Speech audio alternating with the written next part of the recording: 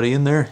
Hey, it's B Junior back on the Movie Cave channel here, hanging in the cave, just a hermit in the man cave.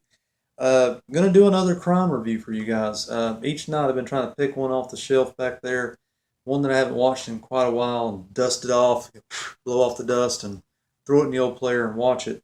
Tonight's selection is going to be one that I think is kind of in that realm of Prince of the City, or just ones that are out there, and a lot of people know about it, and a lot of people don't know about it. They always kind of reach for Bullet or French Connection or Serpico or some of these other ones that have got more notoriety or won more Academy Awards, things like that.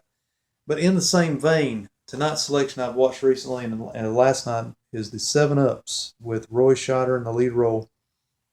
Has the production team behind it of the French Connection with the one that he also starred in with Gene Hackman, and also the music score for this movie is also done by the same person, Don Ellis, I believe.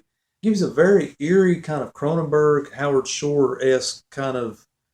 That's about what I was thinking about the whole time I listened to the music score.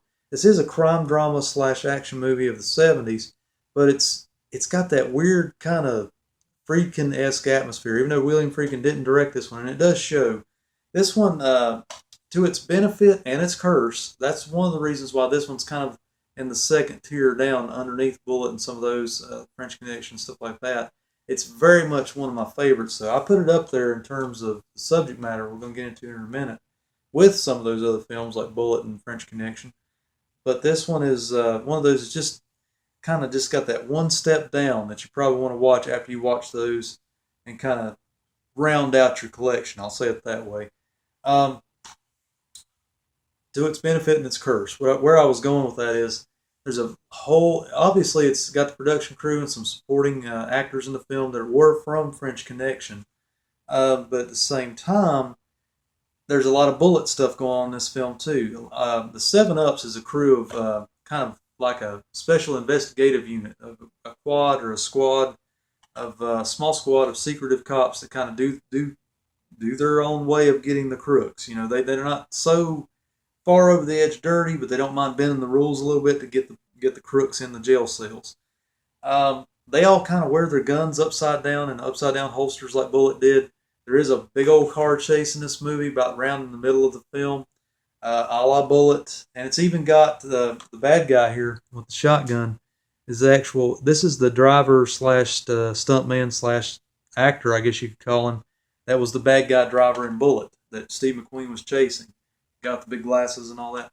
He's got a little bit longer hair in this one, but he's in the special features, or they talk about him in some manner, or in the commentary somewhere in here. I've read about it, but like I said, to its benefit, it makes it a good movie, but it's kind of a curse at the same time because it's a lot of the same stuff you've seen in those two other films.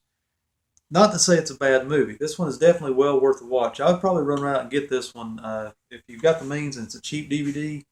At least pick up the DVD. There's a good Blu-ray out of this too, I think. I'm not sure about the picture quality on it, but this DVD kind of gets the job done. It's just a get her done kind of copy. It does have a behind-the-scenes featurette on it as well, talking about the making of the film. What the film is generally about, as with a lot of these crime dramas, is, as I said before, it's about a small squad of special investigative cops that go undercover, play decoy, set crooks up in their own manner to kind of cut loose from the generalized force to kind of impose their own version of justice to get the crooks in the cells. Where it gets interesting, the only problem with this movie, the main problem, I always try to, I'm not being nitpicky, but I'm trying to give you guys the goods. The main problem with the Seven Ups, it's not that it's overlong, just the first act of the film, the first half hour or so, not much goes on. There's a little bust in the first of the film where they crack down on a counterfeiting ring or something of that nature. But then about the next 20, 25 minutes, it's kind of a slow burn. It sets up the characters, gets everybody in their roles for the rest of the film. Look for speaking of roles, look for a small supporting role of Joe Spinell. He shows up in a ton of these 70s films, the 80s horror cult favorite Maniac as well. Also, cult favorite Richard Lynch. He plays the one of the main antagonists in the film. He's got actually a very younger look to him because he's obviously back in the day, but he has blonde hair and he's a really snappy dresser. I'll just say it that way. The clothing that they gave him to wear in this, you won't miss him. I'll just say it that way. You won't miss Richard Lynch in this film. But anywho, it's about the mob basically employing these ne'er do well, these bag men or bad guys to pose as police and kidnap other wise guys, and they're putting them out of their misery to for rival families, things like that. But where it gets even more interesting is that the Seven Ups that are tracking these people, they get pinpointed as though it is them who are doing these bad deeds. Then they have to clear their own names and go out and find these bad guys, and hijinks ensue. There you go. That's kind of your setup for the movie. I don't want to ruin it any further, but very great car chase in the middle of the film. That's about the first act of the film. You're kind of like, man, B Junior sold me short. There's not much going on in this film. Why did he? Just keep watching it, because if you like movies like The French Connection that have car chases or Bullet or stuff like that, where you're right when you get ready to stop, that'll be when the big car chase happens, and then it's just kind of standard. It's standard action fare after that, but it's so much more. It's got a really great story, sort of like not so much in the vein of Serpico, but it's one of these where you feel like they've really done their homework behind the film. You can tell that they've consulted policemen. Some of the actors have probably rode around with policemen trying to prepare for their roles, because they sell it so well.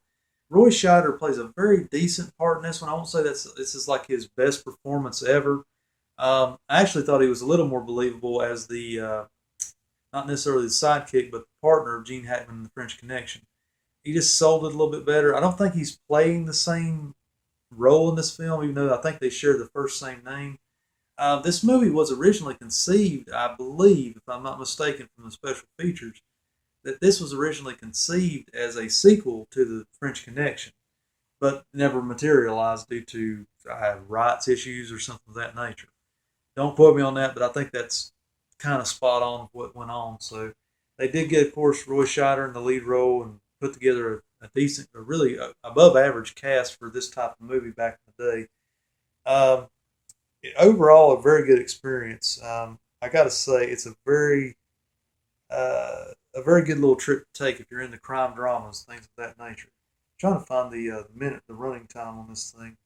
It escapes me at the moment, but it's probably around anywhere from about an hour and a half to 2 hours, somewhere around that. So it's not going to take up too much of your time. Car chase in the movie is great. It's a kind of a land boat car being chased by Roy Scheider in I think a Chevy Nova, or the Pontiac version of a Chevy Nova. It's all souped up, and their wheels are lifting off the ground. They're going through New York. It's different. It's not San Francisco like Bullet, but I gotta say, I won't ruin it. But the car chase goes on. Actually, I think longer than the one in Bullet. So I think, me, hands down, this movie, in terms of car chase and action, it's right on par with Bullet and French Connection, some of that stuff. So I highly recommend Seven Ups. I'm rambling now, so I'm gonna leave you with that, guys. If you have the means, this is one that, if you like those type of movies, I would probably recommend blind buying. Now, make sure it's cheap, $2-3, something like that. You can buy the Get Her Done DVD. This is a flipper disc. It's got an anamorphic widescreen on one side, and it's got the old full screen deal. This is, I think, an older release, but it will get the job done. Hope you guys have enjoyed. I'll catch you next time. Rock on. Bye.